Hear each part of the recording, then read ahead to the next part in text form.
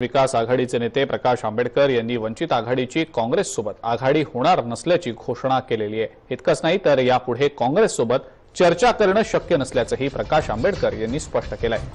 त्याचबरोबर 15 मार्चला त्यांनी 48 जागा जाहीर करण्याची घोषणाही केलेली आहे। वंचित आघाडीबरोबर यायचं की नाही याबाबत ही शेवटची संधी असल्याचंही प्रकाश आंबेडकर यांनी म्हटलेलं आहे।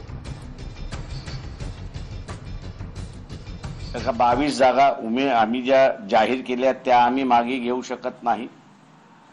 काँग्रेसला आम्ही असताना ऑफर दिली होती की 22 किंवा त्याच्यापैकी ज्या कोणी तुम्हाला स्वीकारायचं असेल 22 पैकी त्या तुम्ही असताना स्वीकारा। काँग्रेसने एबी फॉर्म वरती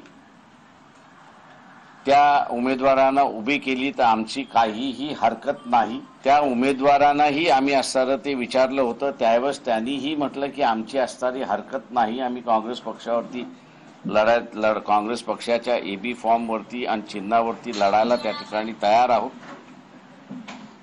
परंतु काँग्रेसकडून होकार न आल्यामुळे